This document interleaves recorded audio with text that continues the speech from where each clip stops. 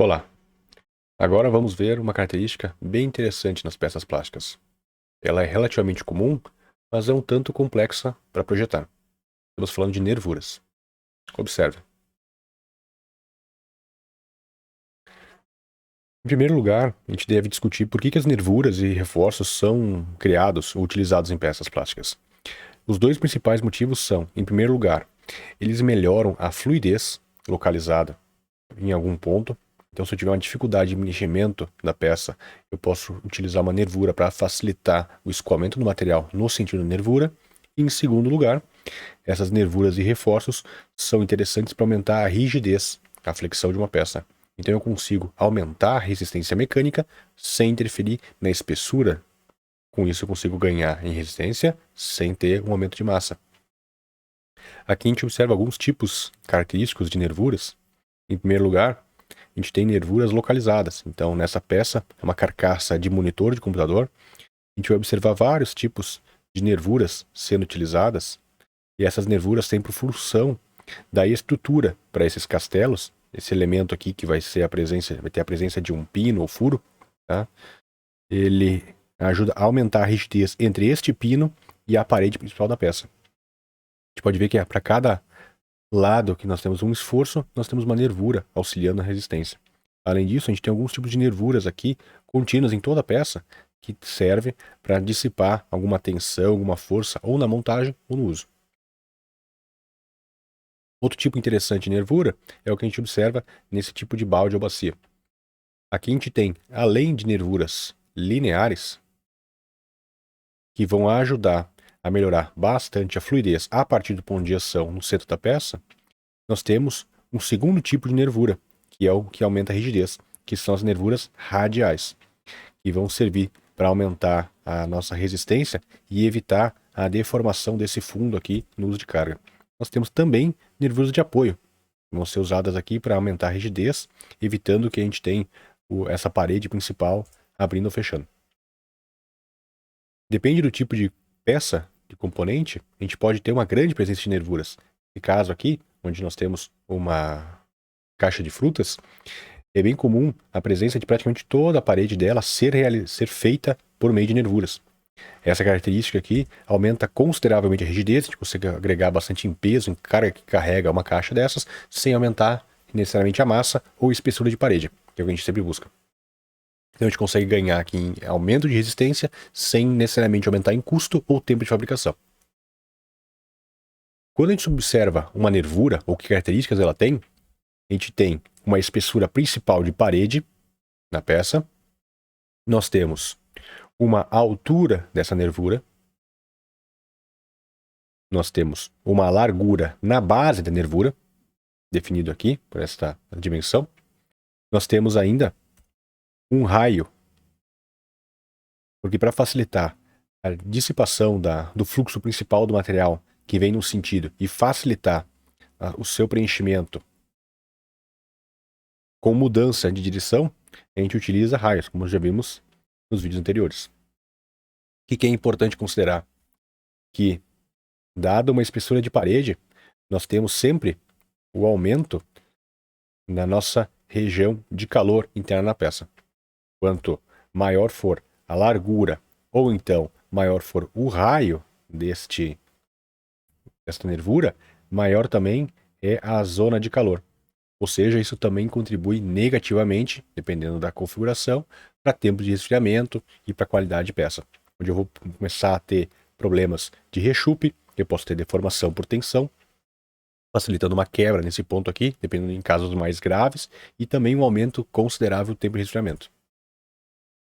Mas a partir dessas características básicas, nós podemos ver aqui a seguinte configuração. Aqui nós temos a relação entre a espessura relativa e a espessura de parede. O que é isso? Se a gente utilizar, a gente quer calcular qual que é esta necessidade de resfriamento aqui. Então a gente vai pegar raios iguais ao tamanho de parede. Então, um raio W, por exemplo, perdão, igual ao tamanho da espessura da minha nervura. Então, se eu tenho aqui uma nervura com 1 milímetro, eu posso ter um raio de 1 milímetro aqui também. Então aqui a gente vai observar raios de 1 milímetro, de 0,6 e de 0,4 milímetros. Raio de 1 milímetro está nesta curva aqui, raio de 0,6 nessa curva e raio de 0,4 nessa curva. Vamos fazer uma continha. Vamos pegar a nossa espessura relativa versus espessura da nossa parede. Então nós temos aqui a relação da espessura da parede, chamada nesse ponto de T, com a espessura da nossa nervura. Digamos que a parede tenha 1 milímetro e a espessura tenha 1 milímetro. Então a gente faz uma relação de 1 para 1, nós temos uma relação 1. A espessura 1 está aqui. Em geral, a gente vai ver mais para frente, a espessura da parede, da nossa raiz aqui, da nervura, ela é menor do que a espessura da parede, porque esta relação aqui aumenta consideravelmente este valor. Então a gente pode alterar a conta, então, digamos que a gente vai usar 0,5 aqui, onde a espessura da nossa nervura é a metade da espessura da nossa parede. Nesse caso, a gente cairia neste ponto aqui. Então observem que aumento da espessura de uma nervura aumenta consideravelmente o tempo de resfriamento. Como é que a gente vai ver isso? Aqui a gente vai ver a relação entre qual que é a quantidade de material que é presa aqui. Se nós estamos utilizando um raio de 1, nós vamos trabalhar com este ponto aqui. Ou seja, relação 1 para 1 entre espessura e largura. E nós vamos ter um raio de 1. Dessa forma, a minha presença de calor ali está em torno de 1,75, talvez um pouco mais, 77. Então, se eu levo um tempo para resfriar a parede da peça, eu vou levar pelo menos uns 77 de tempo. O aumento dele vai ser mais do que 70% maior, tendo considerado que no tempo de resfriamento, a espessura de parede, a contribuição da espessura de parede é ao quadrado. Então, a gente vai ter esse valor aqui contribuindo muito para o nosso aumento de temperatura. Além disso, nosso tempo de resfriamento. Se eu utilizar um raio menor, eu já consigo cair para 1,45. A gente consegue fazer uma redução significativa, reduzindo o raio dessa nervura. Observando que, quanto menor for o raio aqui, pior vai ser essa relação de fluxo. Então, para peças bem complexas como essa, eu posso ter dificuldade de preenchimento de muitos pontos. Da mesma forma, esse aqui. Eu posso ter dificuldade de preenchimento de alguns pontos aqui por falta de material. Vou ter que fazer um controle bem interessante, bem preciso de vazão e pressão. Se eu estiver trabalhando com com larguras de nervura bem menor, eu já vou estar trabalhando, mesmo que utilize um raio grande, se a nervura for mais fina, eu vou ter aqui em torno de 1,28 até 1,15. Então a contribuição desta área aqui vai ser muito menor. Então vai ter muito menos calor localizado e todos os defeitos relacionados a um mau preenchimento ou a cristalização excessiva deste ponto aqui são reduzidos. Observem que esses valores aqui são até raios nesta proporção, nesta casa, mas é possível que em algumas peças eu encontre até raios maiores. Quando eu tenho nervuras, encontro de nervuras, além do raio, eu vou ter na raiz desta nervura, o encontro delas também pode ter um raio. Então, eu posso ter um raio aqui, facilitando a mudança do sentido de preenchimento também para as laterais. É recomendado que este raio tenha em torno de 0,4 até 0,6 vezes a espessura deste filete aqui. Quando eu tenho estas nervuras com um castelo no centro, um local para a presença de um pino ou de um parafuso, eu já vou ter que trabalhar com raios levemente maiores, tá? Porque aqui eu tenho uma necessidade de um raio duplo. Então esses raios aqui acabam sendo um pouco maiores. Que é o que a gente observa nestes casos aqui. Então nesses casos, é recomendado que a união entre estas nervuras e este castelo, ele tenha a presença de um raio aqui para facilitar a dissipação do fluxo. Ele vai ter que mudar de direção ele vai ter que mudar a direção aqui, ele vai se chocar até esse ponto, e eu quero facilitar o escoamento lateral. E depois disso, eu vou ter uma nova divisão, então uma nova perda de pressão, eu vou ter que facilitar novamente aqui. E observar também que eu posso ter a presença de uma... O fluxo está nesse sentido aqui, e vou ter uma emenda fria aqui no meio. Quanto maior for o caminho depois dessa emenda fria, melhor vai ser o preenchimento e redução desse efeito aqui. A gente vai ver isso em um vídeo futuro. Como é que a gente calcula o que é a força de uma nervura? Vamos considerar o seguinte. Vamos considerar que nós temos aqui uma peça que teria 45 de largura, 45 milímetros de largura e 12 milímetros de espessura. Só que a gente considera que 12 milímetros de espessura é uma espessura muito alta. E por ser muito alta, vai ter um tempo de resfriamento muito grande. A gente quer reduzir isso aqui apenas para 3 milímetros de espessura. Então a gente vai ter que utilizar nervuras para aumentar a resistência desse sistema. Como é que a gente vai fazer isso, então? Vamos imaginar que nesses 45 aqui estão 4 nervuras. A gente vai separar 45 milímetros em 4 nervuras. Essas 4 nervuras vão ter que ter a resistência similar a uma parede de 12 milímetros. E onde a gente vai mudar? A gente vai mudar quanto que a altura essa nervura vai ter.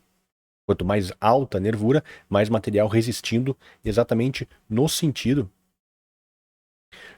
da força. Então, quanto mais alta isso aqui, mais grosso vai ser esse conjunto como um todo. Quanto mais altas as nervuras, mais grosso vai ser e maior resistência vai ter naquele sentido de carga.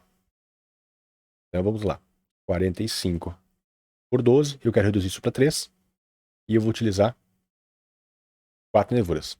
Primeira coisa que eu vou fazer, eu vou pegar 45 e dividir por 4 nervuras. Quer dizer que eu vou ter uma nervura correspondendo a 11,25 milímetros.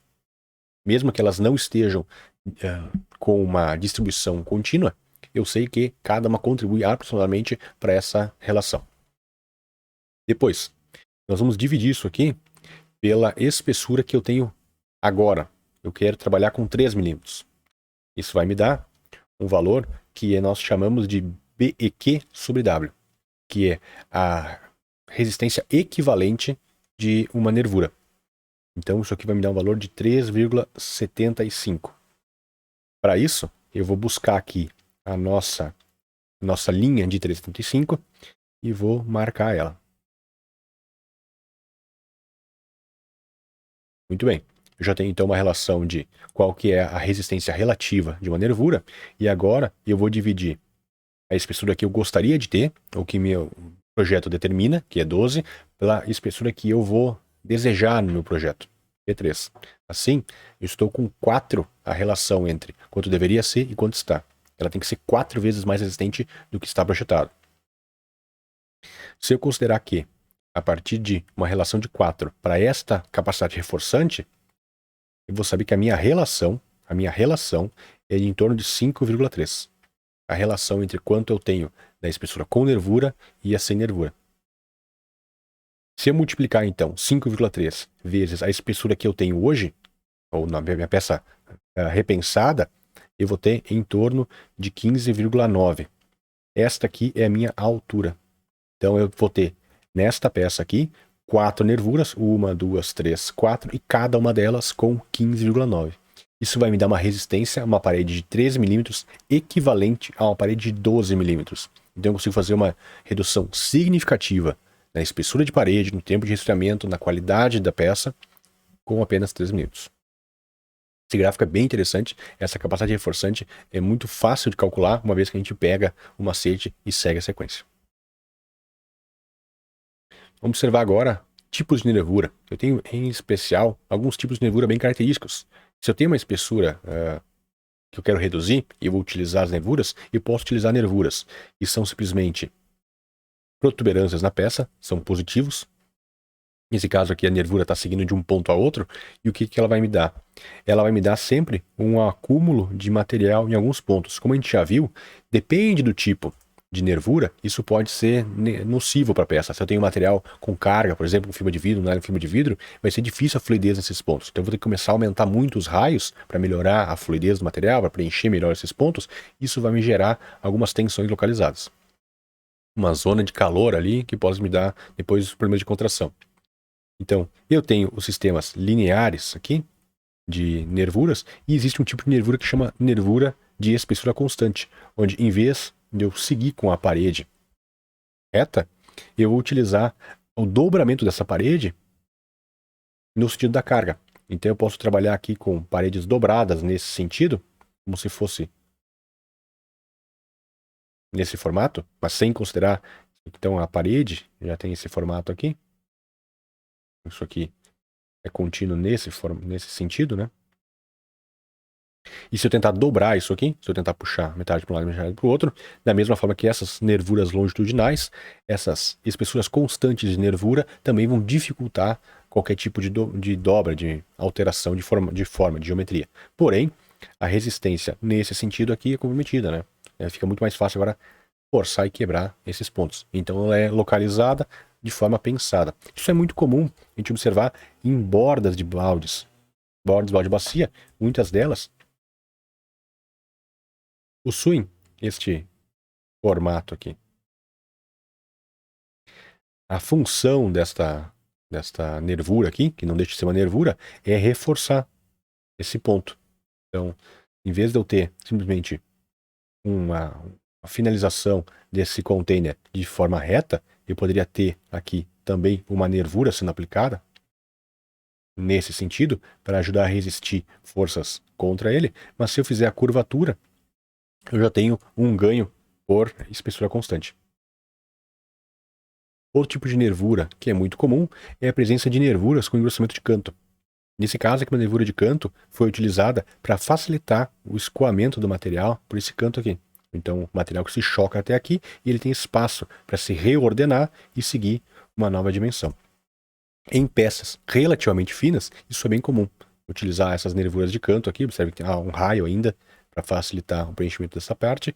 E ela, além de ser fácil de fabricação, tá? Ela reduz o custo de fabricação, porque eu consigo ter um ponto mais livre de usinagem da peça. Ela também auxilia consideravelmente no preenchimento. Então são nervuras que são focadas em melhoria de fluidez. Um outro ponto é o uso de nervuras finas. Em geral, quando a nervura é muito fina ao longo da peça, nesse caso eu tenho o preenchimento dessa parede principal aqui, e eu quero uma nervura, eu vou ter que mudar o meu sentido de preenchimento, é bem comum, em vez de eu simplesmente utilizar uma parede fina, onde o material vai estar se deslocando aqui, e ele vai ter dificuldade de querer mudar o seu sentido e subir e preencher isso aqui, podendo gerar muitas vezes problemas de preenchimento nos cantos, é ideal a utilização de algum tipo de engrossamento, como se fossem pilares. Esse engrossamento vai permitir que, quando eu olhar essa peça de lado, eu vou ter pilares aqui mais grossos, e se eu tenho o preenchimento ocorrendo nesse sentido, os pilares vão facilitar, porque são um caminho de maior área, vão facilitar o preenchimento. Então, de preenchimento muitas vezes dos pilares, e a partir dos pilares o material escoa para preenchimento da nervura. Quanto mais fina essa nervura aqui, mais importante é o uso e a quantidade desses pilares. Ainda temos um outro tipo de nervura, que é a nervura de apoio.